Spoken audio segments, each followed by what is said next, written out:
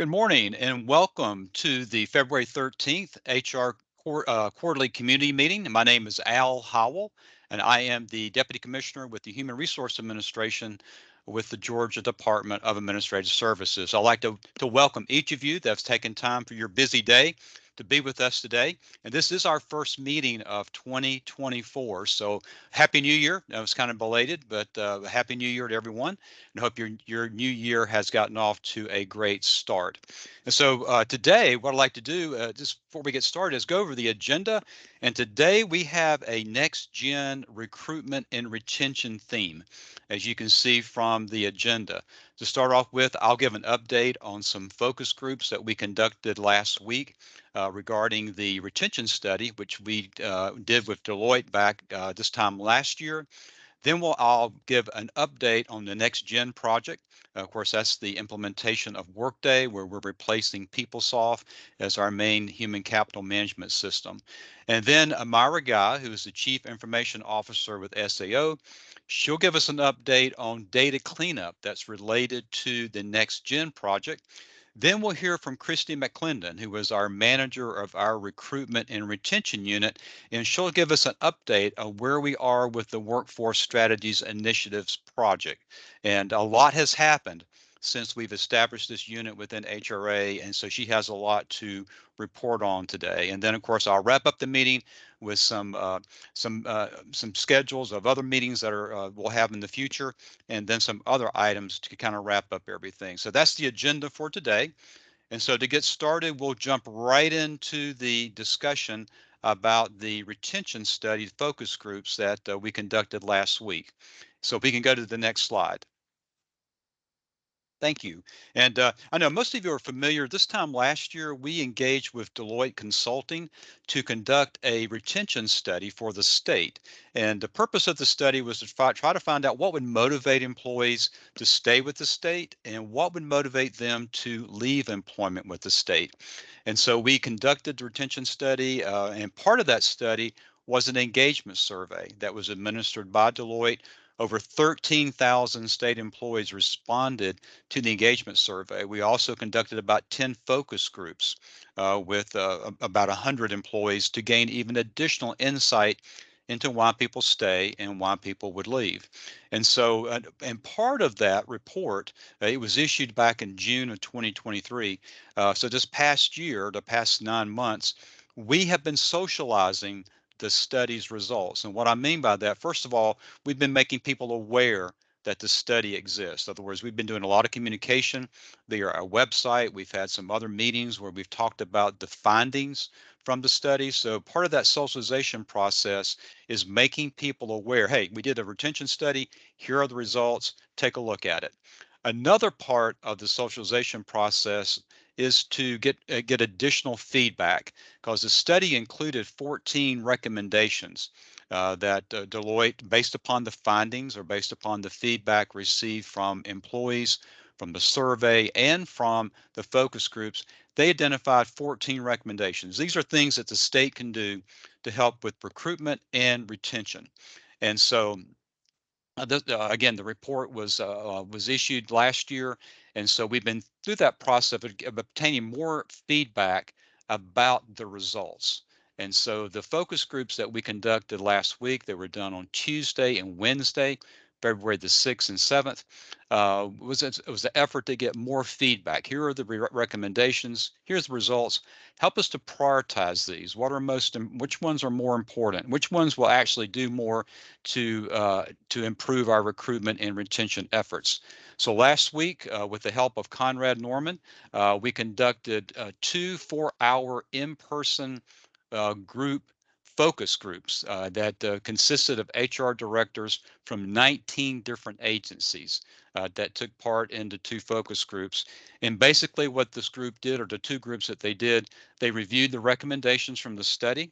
They also took a look at 15 secondary opportunities that we identified from the results that they also took a look at and prioritized those opportunities. And then we had them assign impact and effort measures to the recommendations, both the 14 from the study and also the 15 additional. So they determine, well, how much effort would it require to do this particular activity, and what impact would it have moving the needle to improving our recruitment and retention efforts. So we go to the next slide. So I've kind of give you a very brief roadmap of what we did to when we conducted those 4-hour sessions. If we can go to the next slide. Basically, what we did, we got the two groups together, and first of all, we explained what the day was going to look like. That was step one. Went through reviewed the process that we would go through to do the focus groups, and then step two, we provided the two groups with additional information, some from workforce data from our FY23 workforce report, and then we also reviewed the retention studies, the findings and recommendations. So that was step two. So then after we did that, we had the groups to assign impact and effort scores for the 14 different recommendations. And I'll go into more detail about what that involved. But the third step was to have the group look at those 14 recommendations that came from the study and to assign them an effort and impact score. In other words, how hard would this activity be to conduct or implement? And then two, what's the impact? How much would it move the needle in terms of improving recruitment and retention efforts? So then with step four, the two groups took a look at, we conducted an executive leadership focus group in summer of 2023. And that group identified 5 priorities based upon the study. So one thing we wanted the two focus groups to do last week was to take a look at those 5 recommendations that came out of our executive leadership focus group and rank them. So that was the fourth thing that we did. Then we took a look at those 15, what we called 15 secondary opportunities. They were not part of the 14 recommendations, but things that we pulled from the study that we thought were very important. And so the group took a look at those 15 secondary opportunities, and then they assigned an impact and effort score. And then we had the groups to prioritize those. Prioritize your 15, your 15 secondary opportunities and prioritize the 14 recommendations. So when we ended each day, we started off with 29 different opportunities that we could look at and narrowed it down to about 8. And so I'd like to share a little bit of that information with you now. So we can go to the next slide. And as I mentioned earlier, one thing that the focus groups did that they assigned an effort and impact score to each activity. In other words, I'd mentioned there were 29 different strategies that they looked at. And so for each one of those, the focus groups assigned an effort and an impact score.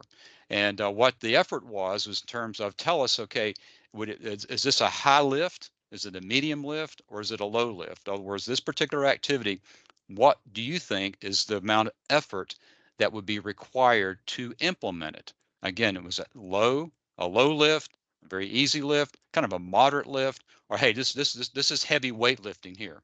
And so that's what they did in terms of the effort score. Impact was determined to be what is the impact of that recommendation or that strategy? Would it move the needle in terms of improving our recruitment and retention efforts? Because you can have a great strategy, but it may not be the best one in terms of improving retention and recruitment within the state. And we also were mindful, you see on the slide, this was the 3 things you see listed here. These were the desired outcomes of the retention study. Whereas we wanted to streamline and innovate the ways that we identify potential talent. We wanted to be able to prepare employees for their jobs, for success on the job, and we wanted to keep them engaged in growing. So in terms of looking at those 29 strategies, did it have an impact that would address those 3 stated outcomes? So that's what I mean by effort impact scores. Also, we felt like an impact score was relevant if at least 70% of the focus group participants thought that it had a high impact. And so that's what the 70% score that you see there on the chart. So if we go to the next slide, these are the 14 recommendations that came from the study. I'm not going to go through these, but they are available on our website if you'd like to look at the entire report. But they are kind of grouped by 3 different buckets. There are strategies to attract talent, strategies to develop talent, and then strategies to engage talent. So these were the 14 recommendations that were part of the Deloitte study, again, that was done back about this time last year. It took about 3 months to complete. So one of the steps that the focus groups did was take a look at these 14, and then for each one of these, they assigned an effort and impact score. So if we go to the next slide, and what you see here, this is only for one group. Is one thing what we haven't done completed yet. We haven't combined the results of the two focus groups yet. So what you're seeing here, these are the effort and impact scores identified by the second group, the group that met on February the 7th.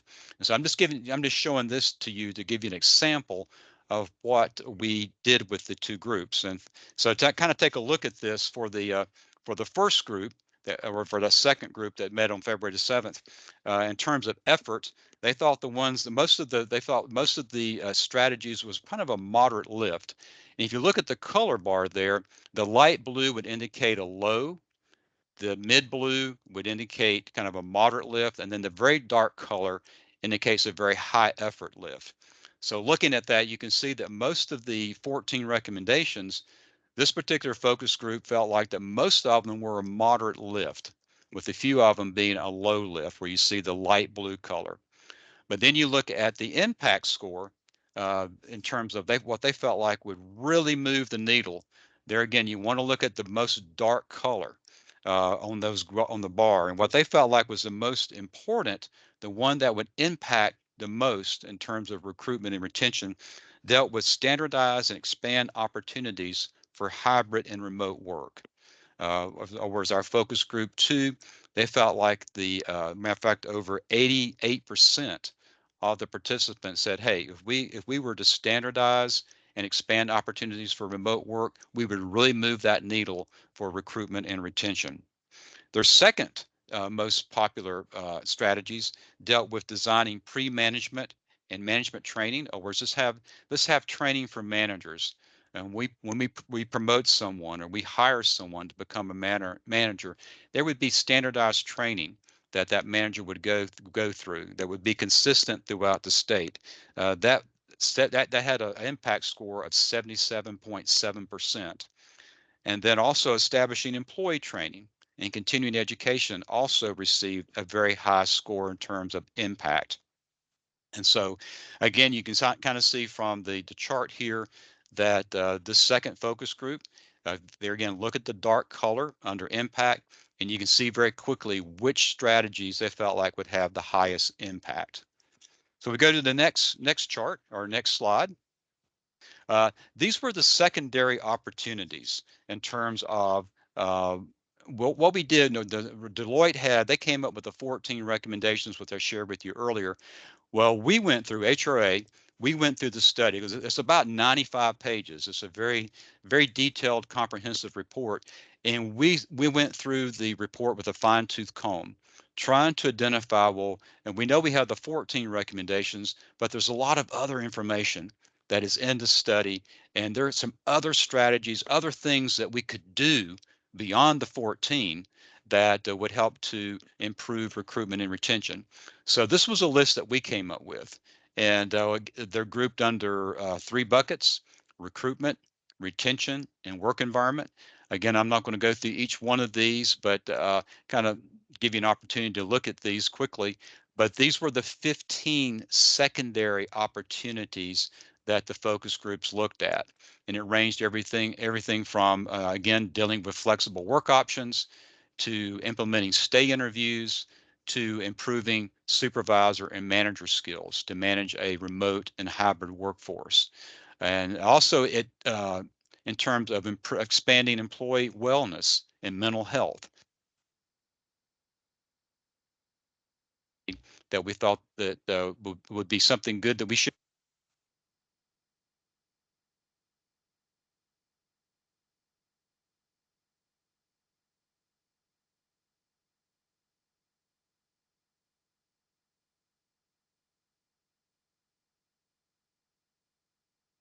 Al, I think your microphone cut off. Is that better? Yes, perfect. Okay, all right. I don't know how long it was off, but hopefully it wasn't off too long, but it'll be good. It's been about 10 seconds. Oh, okay, okay. So you didn't miss too much. Okay, so we go to the next slide.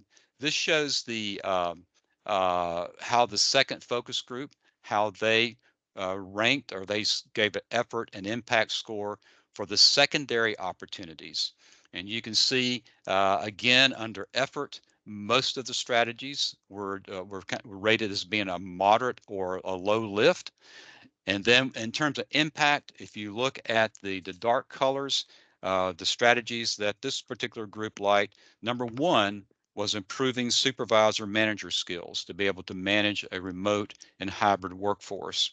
They also liked flexible work options, internships, and also implementing stay interviews. So those were some of the, out of those 15 secondary opportunities from the study, you can see how this group ranked them. And so if we go to the next slide, and then, so what we're going to do next is that we met with the two focus groups. I only showed you data from one. Again, that was the group that met on February the 7th. And Conrad and I, we're working to combine the results and then to narrow them down to each group to the top three from the core, top three from the secondary. And then we will be going back to our focus groups to talk about what are the next steps. In other words, if we've narrowed these down to our top three, what are the next steps that we need to take to make them become reality? And so that's what will happen next. That's the again the next step in this process is to continue to work with these focus groups, narrow down to three of the core, three secondary, and then talk about next steps. And so I think that's all, folks, about the retention studies. But again, if we have a little time, I could take a few questions, or if there's any comments. Again, this is something very important to us because we all know that recruitment and retention is a very critical issue with the state. And we certainly appreciate the help that we've gotten from the General Assembly. We've had some COLAs that were implemented recently. Also, they provided HRA some funding in terms of establishing our recruitment and retention unit. And so we're starting to get a lot of traction in terms of addressing recruitment and retention. So were there any comments or questions? I don't see any comments or questions in the chat box. Okay. All right.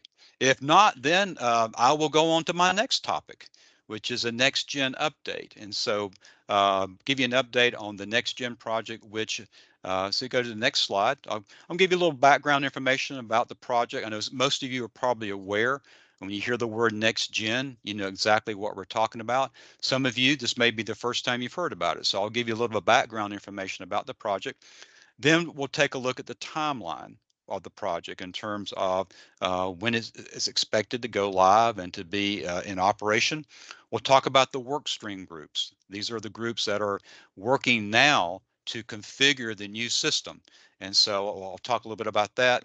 Then we'll talk a little bit about data cleanup. I just have a little bit of information on data cleanup because Myra Guy is going to follow me and she's going to go into more detail about the data cleanup effort. And then we'll talk about design sessions, which would be it's the next step in the implementation process of the project. So if we go to the next slide, go to the next one.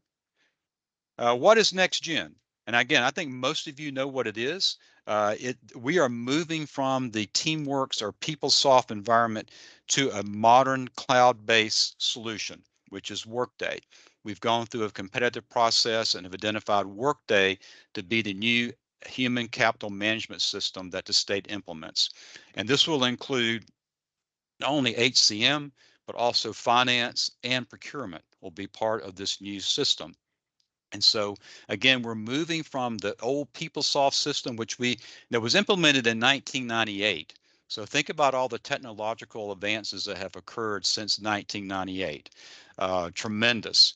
And so with this new system, which is Workday, we will have some new tools that we can use, some new resources that help us with managing our human resources, our most precious resource or asset.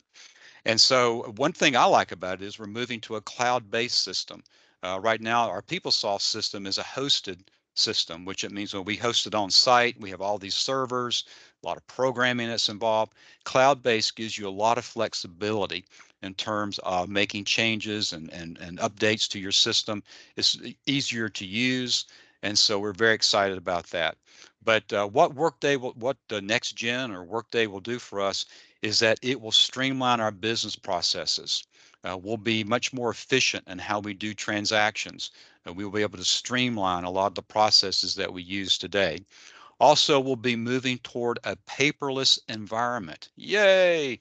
And so that's something that will be very important to a lot of us that have dealt with paper over so many years. So we're moving toward that paperless environment. And also, we'll have some modern functionality. We're going to have some tools and resources we don't have today. And for an example, we're going to have analytics that today we do not have in terms of, Workday will look at some of the things that we do in terms of transactions and some of our processes, and you can get some AI feedback in terms of maybe help you with your decision making. But we'll have some analytics that we don't have today.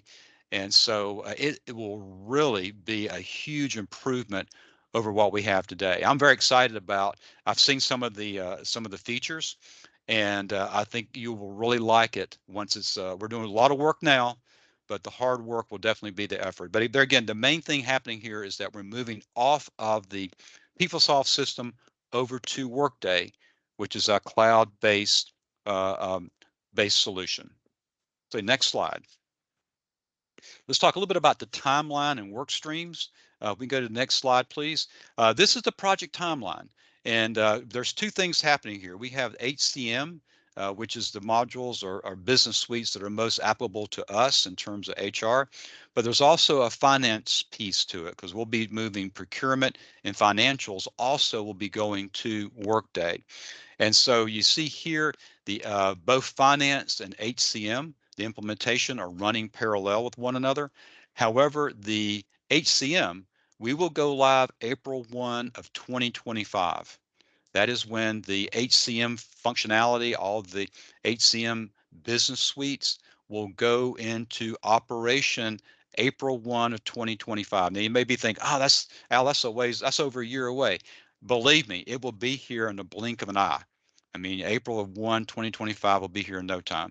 So that is when we will see the HCM go live, and then the finance will go live in October of 2025. And then you see a line there that says support. And what that is after we go live, Deloitte Consulting, who is our system implementer, and Workday, we'll get continued support for them for the HCM system going into January of 2026. So they're going to hang around with us after the April 1, 2025 implementation and be available as we implement. I'm sure we'll have to work out some bugs and some processes. So we'll have continued support from our system implementer going into January of 2026. And for the finance, that support will go into October of 2026. So once we go live, we'll still have some additional support from our system implementer and from Workday. So that's kind of the basic timeline, but let's take a look at a more detailed project timeline, which is on the next slide. This breaks down the timeline in a little bit more detail, and it shows the different phases of the project. In other words, there's the design phase where we actually design and configure the system. Then we build it. Then we test it. Then we actually deploy it and do training. So this timeline breaks it down by those different phases of the project: design, build, test, train, and deploy. So you can see the activities that are under each. And then to the left, you see that there are several tabs there. It shows OCM, technical, functional, and then cross-functional. And with the technical, there's technical support of this project. And you'll see some things that will happen there is that there's some data conversion, integration that will need to happen of data moving from PeopleSoft into Workday. And also, we recognize this is a huge change management effort.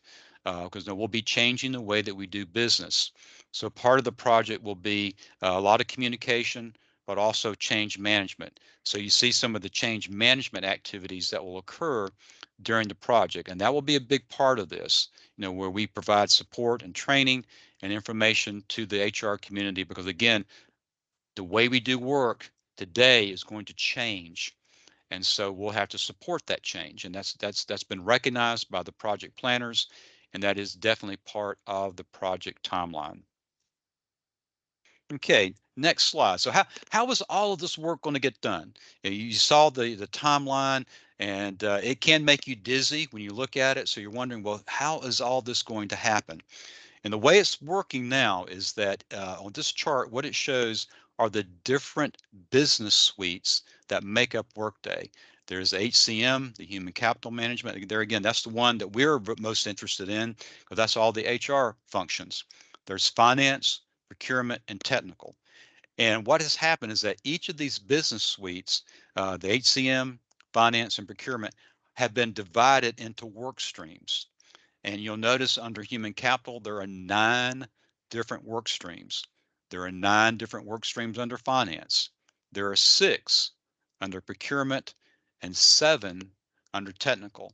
And so each of these functional or these business suites have been broken out into different work streams. And so I'll walk you through the HCM one. There's HCM core, there's compensation, there's one for benefits, talent optimization, which really that should be talent management, learning management, recruiting, time tracking, absent management, and then payroll. So there's a work stream group established for each one of those areas.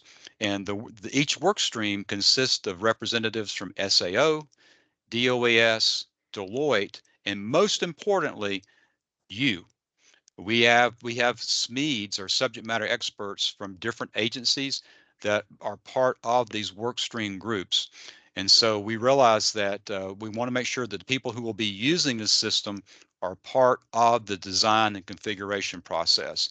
And so we actually have users, the people who actually will be using the system beginning April 1 of 2025.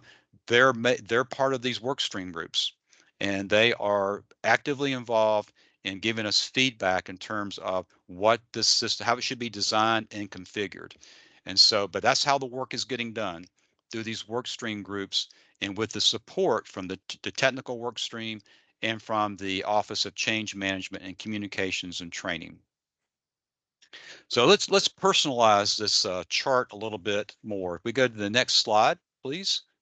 Okay, this shows that there again, you see the different work streams, but this actually will show you the role, and then who is the Deloitte representative on each one of these work stream groups, and then who is the state lead, who's leading this work stream group. And again, I want to mention that Deloitte is our system implementer, and so that's why I keep mentioning Deloitte, because they're helping us to implement the workday. And so for each work stream group, there is a representative from Deloitte. And then, as I mentioned, there is a lead. And you can see from HCM, you'll see a lot of familiar names there. Bo McDaniel, who is our director of talent management and policy. He's the lead over the HCM core. And then Tina Bufford, who is our manager of compensation at HRA. She is leading the compensation team. And then Laniqua Morris, who is our manager of benefits at HRA, she is leading the benefits work stream. And then Carla Grayson, our director of benefits and compensation, she's heading up the talent management work stream. And then Monique Jenkins, which I know all of you know, she's our manager of talent management. She's heading up the recruitment work stream.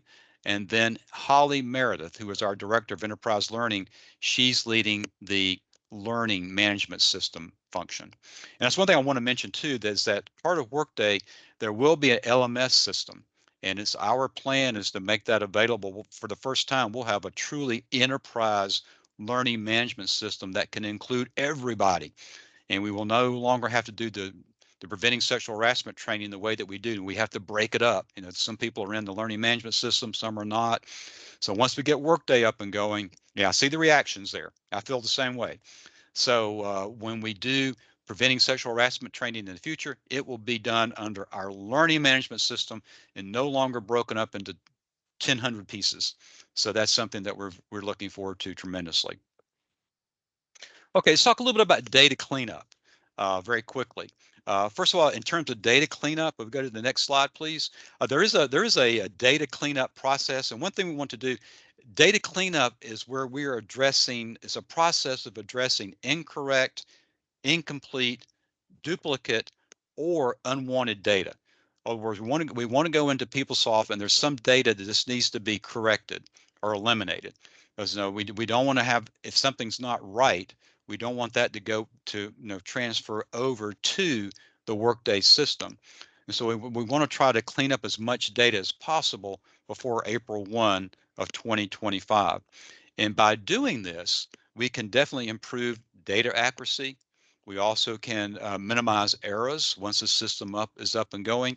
But really, overall, what this will do is that it will enhance the overall data quality that we have in Workday. So we want to make sure that the data that goes in from PeopleSoft is as accurate as possible.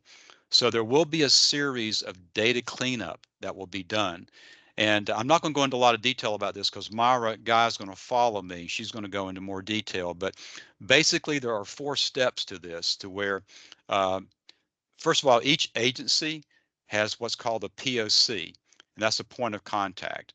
Each agency was asked to name who's going to be your point of contact for all information related to NextGen. So anything about NextGen that's funneled to your agency goes through your point of contact.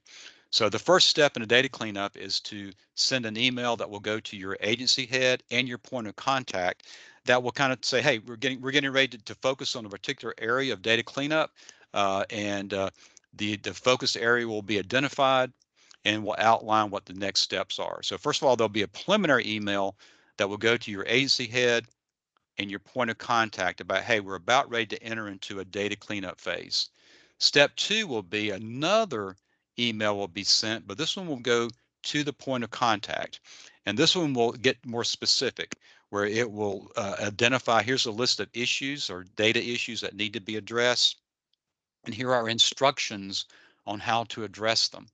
And so that's step 2 is after that initial email goes out or notification, then it's followed up with something more detailed that goes, here's what needs to be cleaned up. Here's how to do it.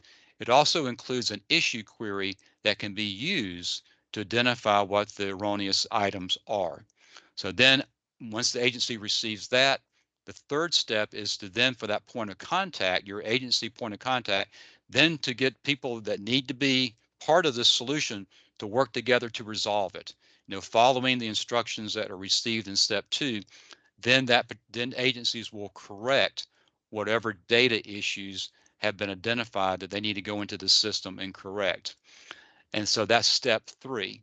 And then step 4 is that there are resources to help agencies. In other words, if you have a question, you're trying to clean up your data, and you have questions, there will be a help desk you can route your questions to and problems and get assistance and help. So that's the data cleanup process. And again, Myra Guy will go into more detail about this when she later on in the program today. But we can go to the next slide. And again, this is something that Myra will address, and so I don't want to steal her thunder, so I'll move on to the next issue, our next slide. We're going to talk a little bit about design sessions, and basically what's been happening. We have been working with the work stream groups, and they have been doing 2 things. The first thing they've been doing, which just started in January of this year, and is going on. I think it's finished. I think it finished around early February, but they were going through discovery sessions, and then the discovery sessions will be followed by design sessions.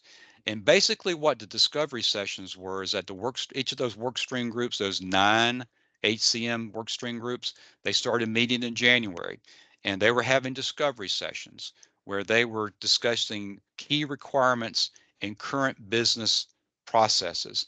And they were also getting a very high level overview of the functionality of Workday. And so that's what the discovery sessions were, was just kind of get acquainted with Workday, talk a little bit about some of our current processes. Now that will be followed by what's called design sessions. And these design sessions actually get into more detail. You'll take what you learn from your discovery sessions, and then you'll begin to confirm the defined business processes that support business critical requirements. So you start to getting into the configuration process a little bit with these design sessions. And those are kicking off now, where the teams have gone through discovery. Now they're taking what they learned from discovery, and now they're into the design phase with the assistance of Deloitte. Start that process of confirming that the defined business processes will support what we need to be able to get done, and also to start that overview of configuration, because Workday system is it's based upon configuration and not customization. And so that's what the design phase starts, that configuration phase. We start to actually configure the system to work the way that Workday was designed. And so that's what the discovery, or not discovery, but the design phases are all about. So if we go to the next slide, this will kind of give you a better idea of what the design phase or the stage will look like. And you see here, there's several things that will happen during the design phase, where you design the user experience, you'll clarify and confirm business requirements, you'll start to develop use cases, you'll start to develop those functional specifications, you'll confirm the conversion scope, and then there will be some design workshops that will be conducted. And then at the end of it, you'll start to create stakeholder engagements and communication plans. So I really like this slide, because I think it gives you a better overview of what you can expect during the design phase of implementation. So I've covered a lot of information, and do we have any questions or comments? And again, Myra will be following me, so if there's something I can't answer, perhaps we can have her to step in and answer some of the questions. Yes, we have two questions.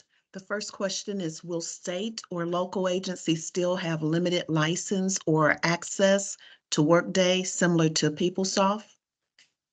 That I'm not sure. I'm not sure how that's going to work. That's part of what's being discussed now. We may want to save that question for when Myra joins us. I'm here, Okay. Al. Oh, okay, Myra. Did you hear the question? I did. Good morning, everyone. So at this point, we're not removing anything that users have today. So if they have access today, they will continue to have that same access in the new environment. I see a thumbs up on that. And the second question is, how do we confirm who is listed as our agency's point of contact and agency head? So that information is available on the NextGen site. If you go to SAO at .ga.gov/nextgen, there is a list of the points of contact, and you should be able to confirm them there. Okay, thank you, Myra. Those were all of the questions. Okay, thank you, Myra. Okay. Yeah, and so Sure. that concludes the update of the NextGen project. Of course, this will be a standing item on our future community meetings, where we want to keep you up to date about what's happening with the project. So this will be something we'll do every quarter, is to give you an update. So with that being said, I will turn it over to Myra Guy, who's the Chief Information Officer of the State Accounting Office, and she is the NextGen guru. She knows everything about NextGen. It's been a pleasure to work with her, and so Myra, I will turn it over to you. I'm not quite sure why I feel like I just got a big target put on me, Al, but thank you. I appreciate that. And good morning again, everyone. So I just wanted to share some upcoming information with you about our NextGen effort related to data cleanup. So there are some areas of concern that we want to make sure that we address. Some of them are already in process. Some of them are forthcoming, but we want to give you a heads up. So if you want to be proactive and get these activities started sooner rather than later, that will be great. The first one is the unapproved leave. So if you have leave that is still sitting in queue waiting to be approved, either because a manager left or a manager has not had an opportunity to approve that leave, we are asking that you please review any unapproved leave. Your HR team should be able to help direct you. If sometimes leave gets in the status where it's so old, you can't go back and approve it. So you will need to work with your managers because they may be coming to you to get some assistance around those. So I want to make you aware of that. This particular cleanup item, we actually kicked off late last year, and we're hoping to get that wrapped up in time, at least a good 90% by the time we do our first conversion, which we anticipate will be the end of March, early April. The next item is standard hours versus full and part-time hours. So we're asking that you go in and take a look, and this will play into your employee statuses as well. So take a look at your employee statuses and the hours associated with those statuses for your employees to make sure that the hours that you have attached to their records are accurate. So we have FLSA part-time. So those are records that are marked as part-time, but show FLSA as non-exempt. So again, just another specific cleanup item. There are positions that have no managers attached to them. And since I'm on the topic of positions, I'm going to leapfrog just to the last one, which is the unfunded, unfilled positions. So if you have positions that you're keeping on your books that do not have funding, any budget attached to them, we are asking that you close those positions out. There will be a communication coming out later this week making this request. Again, it will go to your POCs, but you're hearing it first on this meeting. We want records that have people and money attached to them. If you have people who are in positions that do not have money, please go find the money to attach to those positions. We know that there's money somewhere, right? It's just not set up in the system for some reason. It could have been an oversight. It could have just been, in the rush to get things done. But if you have people who have positions that don't have budget attached, we need you to attach that budget. And if you have positions that have no money and no people, we need to get those items closed, please. And then the other item is the non-exempt managers and directors. So again, this is an area where we need to make sure the roles really reflect the appropriate statuses for those roles. So these are all areas, again, you can proactively work on. We do have the SAO business analyst available. We will be providing the specific queries that can be run to assist you in cleaning up these items. Some of these your staff may already know, they may look at from time to time. So we're just asking if you could take a little bit more action around those. Again, our first pass at data conversion is going to be the end of March. So we're anxious to make sure that when we go over to our new system, we're going over with as much clean data as possible. We will be running the cleanup processes on a routine basis over the course of the project to make sure we don't get, way out of line again and have lots of records that have to be addressed. We want to make sure that when we're ready to go live, all of these kinds of items have been completed, because that cuts down on how much data validation that we have to do and how much we have to pull on your team to get that validation done. I think there was one other slide either before or after this. So just high level, I wanted to share with you all a sequence of events. I mentioned the data validation. So right now the team is going through a mapping exercise where we're looking at the data that we have in PeopleSoft today and what it needs to, where it needs to go and live when we get to Workday. So they've already started their process with the subject matter experts. Again, our first conversion, I said end of March, will actually be the middle of April. So again, we have about an 8-week time frame until we get our first conversion done. Second conversion will run through June, and then we'll have 2 additional ones between August and December before we go live. And we want those because when we go into things like our customer confirmation sessions, those are sessions where you get to come in and actually see the business processes. You'll get to see exactly what has been mapped out and how it will function, and you have an opportunity to provide feedback. So we want to make that relatable. And in order to make it relatable, we need to use our own data. So that's one of the reasons why we want to get clean data into the system so that when you go to confirm it and you go to see how it's going to operate, it's something that will make sense to us as an entity. The other thing is we have to get through our integration testing. It's very difficult for us to ensure that we have accurate integrations if our data doesn't make sense. So if we're looking at a record in our system today and we get weird results when we actually pass that through to a vendor, we don't know where our problem is. We don't know, is it in the development of the integration? Is it in the data? Is it in the reception on the vendor side? So there's a lot more to unpack when we don't have good, clean data that we feel comfortable and confident in when we start to run those processes.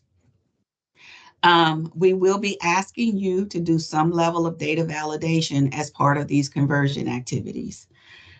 Please think about who would be the right resources within your group. You may need more than one. For some of the larger agencies, not everyone in the HR department sees every piece of data.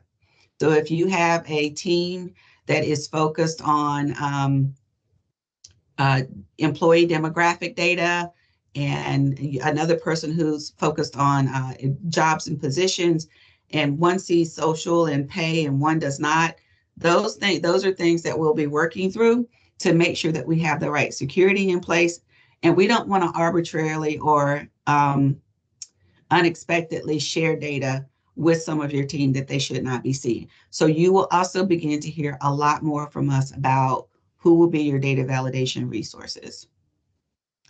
And then finally, as we go into go live conversion, we'll have an initial load of the records to make sure that we have accurately captured everything. We will be asking for a sign off. And to Al's point, I know a lot of this may sound like, oh my, well, that's next year. I don't want to think about it yet.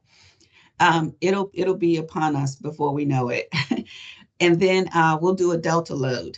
And that helps us cut down on the amount of time that it takes us to move from one system to the other.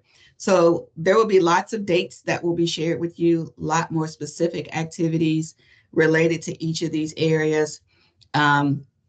What's not included in here is our testing time frame.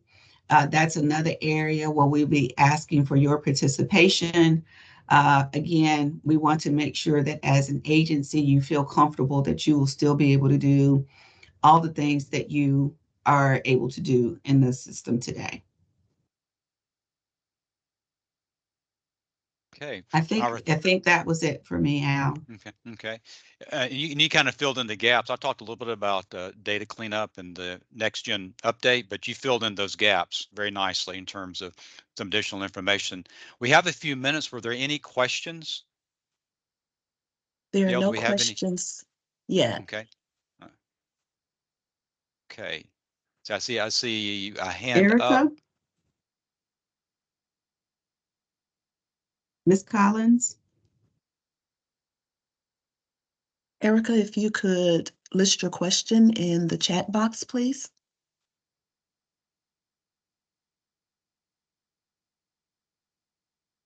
So we'll just give her a few moments to get her question in.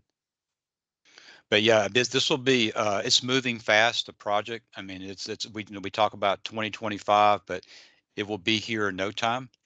And I know the work stream groups are working very hard A lot is happening. You know, we went from kind of theory to reality very quickly, and so that's what's happening now, and it's working very well.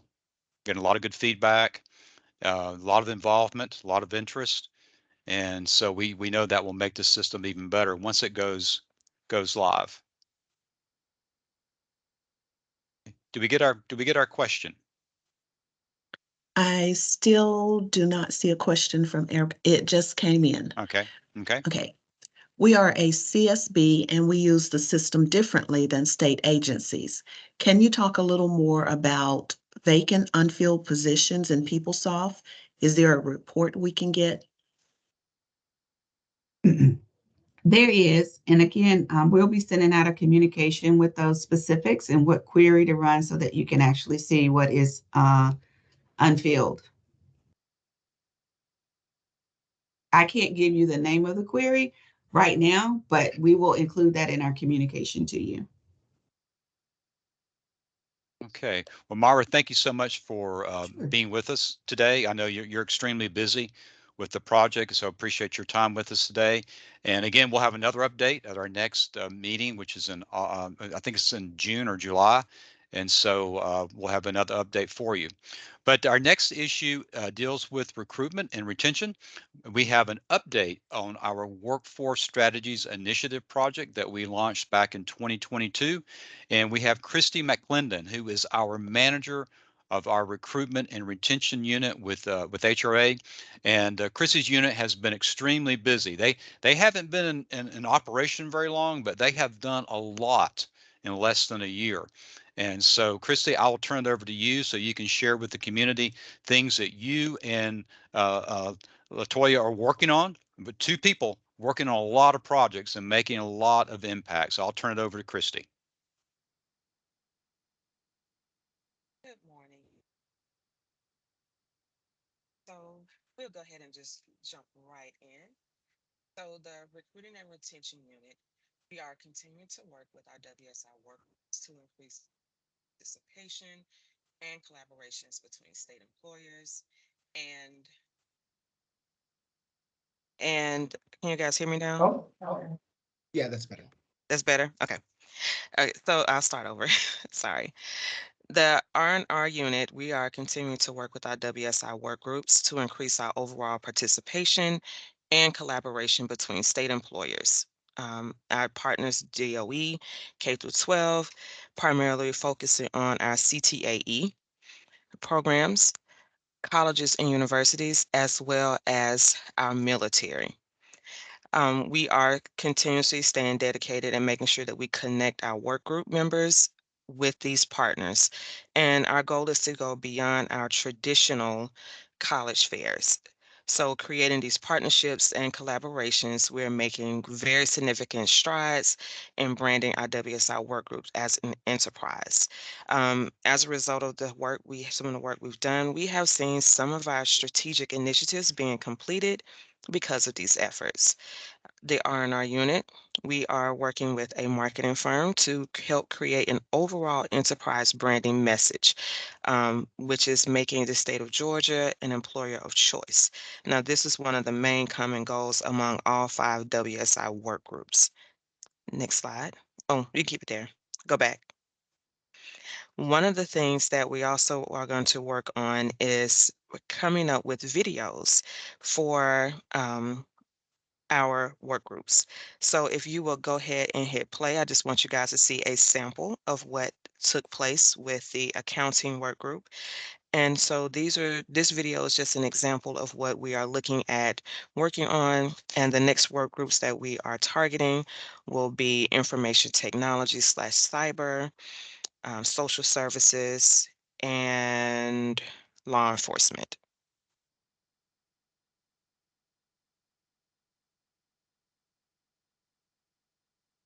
Can you go ahead and play the video, please?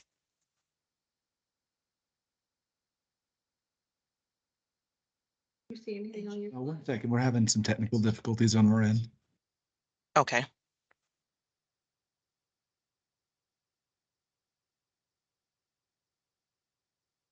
While they're queuing that up, Team Georgia Careers, they also are going to look at ways to um, create social media spotlights for state agencies, and those will be included on the Team Georgia Careers website. So agencies, please be on the lookout from an email from maybe either Tia Manson or Monique Jenkins, as she will be reaching out. Well, they will be reaching out to you, different state agencies, asking the question, why did you choose your state of Georgia as your career option and your career? And so they will be doing spotlights on different agencies, and they will be rotating those spotlights throughout the Team Georgia Careers website.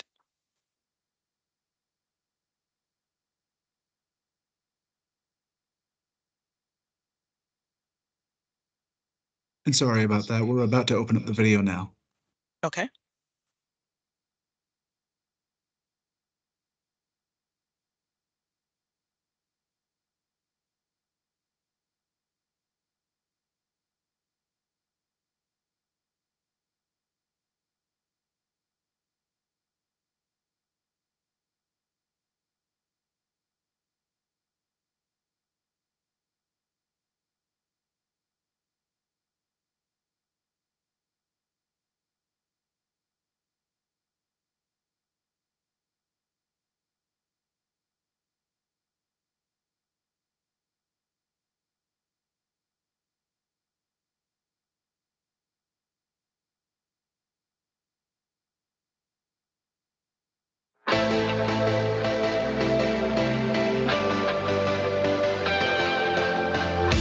I knew from high school that I wanted to be an accountant. The whole world of accounting was so easy. Most of the math in accounting is arithmetic. If you have a calculator, it makes your life simple. I use Excel and Excel formulas and a calculator. I never do math in my head. Debits and credits, they have to balance. So you put a number here and you put a number there. That's it. I think working for the state is a great opportunity. I wish somebody had told me about state jobs. Public work has been very fulfilling to me. I really enjoyed my position here at the State Accounting Office. The opportunities for working within the state are plentiful. There's lots of different agencies. Within accounting, there's different types of accounting, so you don't even have to just do one type of accounting. The money that we use, it's literally tax dollars. Our work leads to lower interest rates. It leads to more programs available for the citizens of Georgia because we save money on interest. The public sector brings personal reward because you know that there's a purpose, there's citizens' needs that are being addressed. I really enjoy seeing that the work that we do actually affects someone's life. I like the people. I like working with the team. I've got an amazing team. We work together really well. Everyone that works for the authority is just all in. I generally really like accounting and in particular financial reporting. I enjoy getting up and coming to work every day. I love working for the state. I think there's a lot of flexibility and benefits to that. It's got a great work-life balance. Working for the state of Georgia, they care about your family life. They care about you as a person. If you enjoy working with numbers and you enjoy helping people and making a difference in people's lives, state government is a great opportunity for you.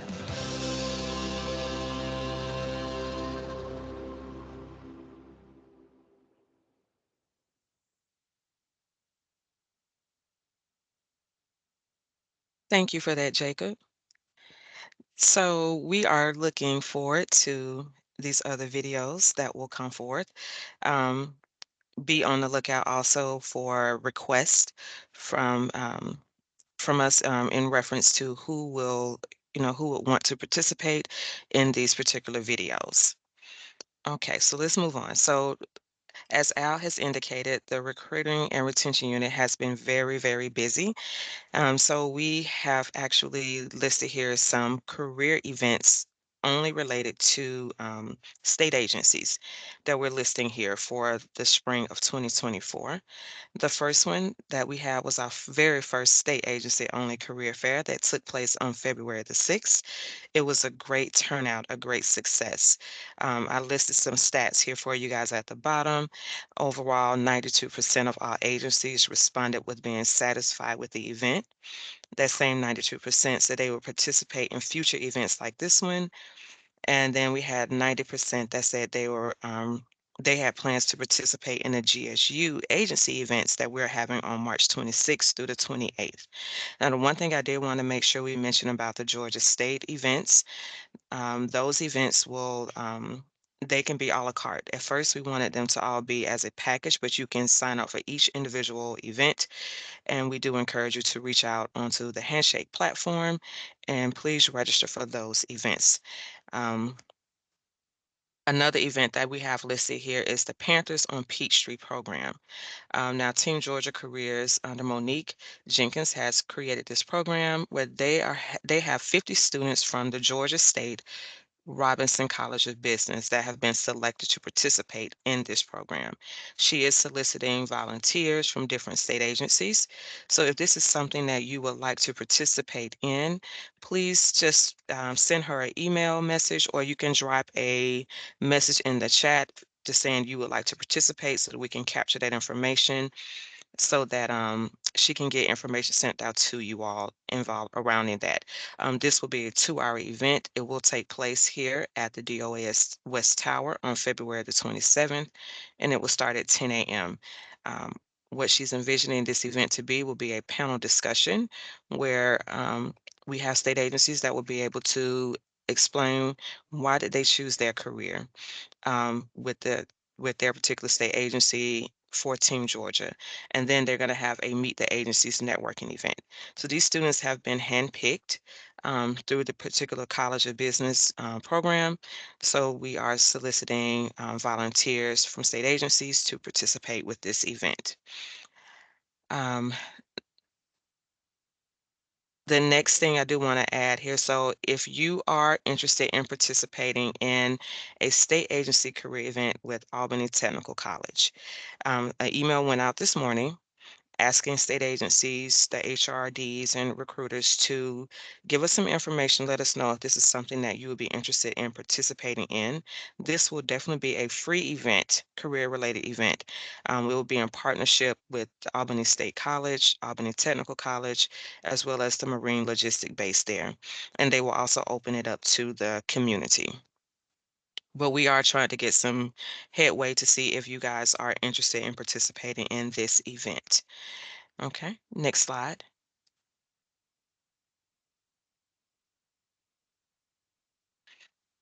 So we are going to share with you guys a list of the spring 2024 college and university career fairs that Team Georgia Careers will be attending.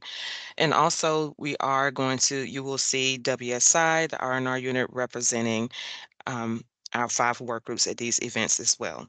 We're listing these events that Team Georgia will participate in and we will attend so that if you guys aren't aware of some of these events, we at least want you to have knowledge of them so that you can participate. We are highly encouraging you all to participate in these events. If you have a question about an event or you're having issues with registering, please reach out to Monique Jenkins. Next event, next slide. Next, we have our military job fairs. So these are listed here on the screen. And if you guys are interested in registering for any of these job fairs, there's a link there, and these are some of the information that's listed.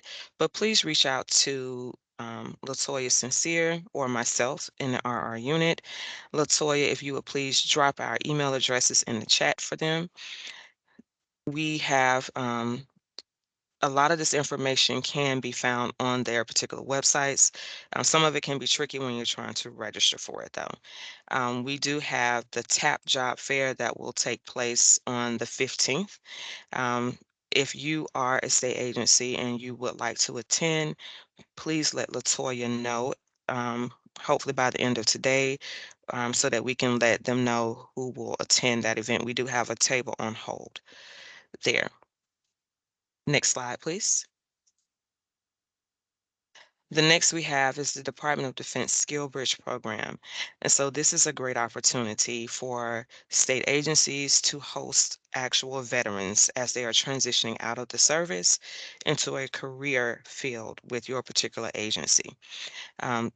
This is almost like an internship, but we are dealing with not college students, but we're dealing with actual military personnel, and they are actively looking for a position. So if you would like to be a part of this and would like more information on it, please let us know. And for more information about SkillBridge, or if you don't know how to even get started but would like to participate, reach out to us and let us know, and we can put you in touch with Beth Gilbert. She's with the DNR, and she's with the Law Enforcement Division under their training unit, and they are actively participating in the DoD SkillBridge program. And it has been proven to be a success. So she is more than willing to be a lending ear and a helping hand with other state agencies that are trying to get involved with this particular program. Next slide. All right, I thank you guys so much. Are there any questions?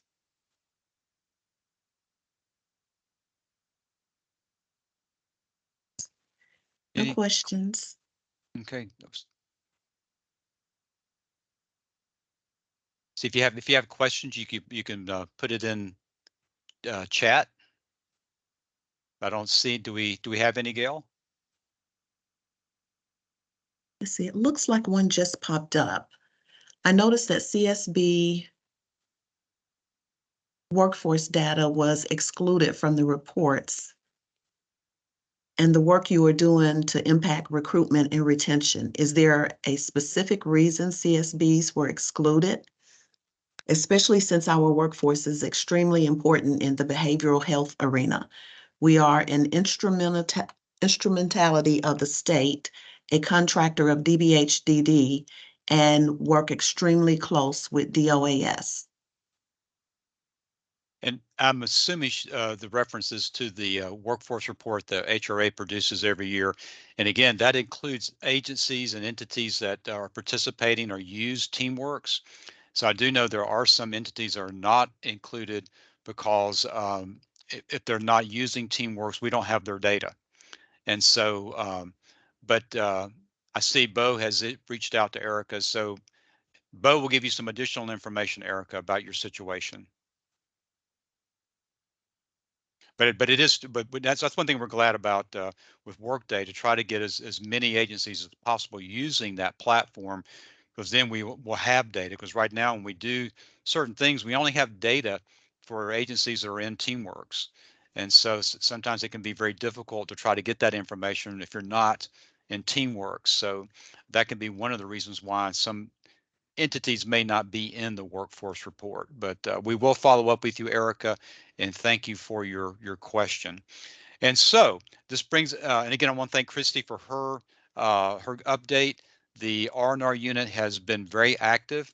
And one thing I'd like to really stress is that as we've been working on this recruitment and retention issue, one theme has come out constantly, and that's the whole thing about partnerships, about agencies working together. They're also trying to expand the applicant pool and maybe looking at different areas. And so that's something we've been working on. One is the military partnerships. I know Georgia has many military bases. There's a big military connection in the state of Georgia.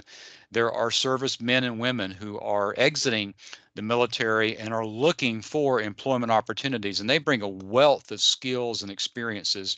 And so we are really trying to emphasize and improve that pipeline between the state and the military, because that is a way to attract some very great talent. And a lot of it exists right here in the state, because a lot of them end their military career in Georgia and are looking for a job in the civilian world. So again, partnerships is so critical to that aspect of, especially recruitment, very, very important. And so we get to the end of the meeting. I would like to ask one thing I wanted to mention is the meeting survey. If we go to the next slide, is that we always want to know how we can improve the community meetings, because this is not my meeting, it's not HRA's meeting, it's your meeting. The community meeting is all designed toward giving you, the HR professional, the information and materials that you need to do your job more effectively, and also let you know what's happening in the state. And so we always are interested in your feedback. And so you'll notice here there is a link that you can go to share thoughts about today's meeting. There's also the barcode there you can scan to complete the survey. So we'll let that slide sit there for just a little while so you can either access the link or scan the barcode and complete the survey. And after the meeting is over, we'll come back to this slide and leave it on the screen for a while. So if you were not able to get it now, you can get it after the meeting. So we will go to the other slides, but we'll bring this back up at the conclusion of the meeting. So we go to the next slide. And some wrap up issues I'd like to share with you. We'll go to the next slide. First of all, we talked about the HR community meetings. Here's the schedule for the remaining part of the year. Our next meeting will be in May the 7th, and then August the 20th. And our last meeting for 2024 will be on December 4th. So please mark your calendar. Also, we've been getting a lot of requests from entities, some people that aren't on our mailing list. If you had difficulty getting the link to today's meeting and would like to be on the mailing list, put something in chat that has your contact information so we can get you on the mailing list and make sure that you get the invites that go out for these meetings. But again, May 7th, August 20th, and then December 4th. Those are the remaining meetings for the year. Then go to the next slide. We also have our State Personnel Board Employee Benefit Plan Council meetings that are in 2024. Our first meeting of the year will be on March the 12th. And then you see the other dates there, July the 9th, August the 13th, and then the last meeting will be on November the 12th. And so again, very important meetings if you like to know what's happening with the State Personnel Board in terms of policies and procedures, also about what's happening in the flexible benefits, then you definitely want to attend these meetings. They are virtual. And one thing we are talking about, maybe explore, we may try to do a hybrid meeting maybe later this year with the State Personnel Board, Employee Benefit Plan Council. Also for the HR community meeting, we're also looking at that, possibly doing one meeting as a hybrid this year.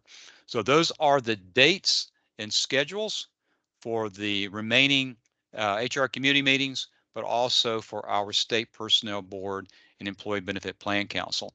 And again, I want to thank all of you for joining. At one point, I noticed we had about, I've got one more thing.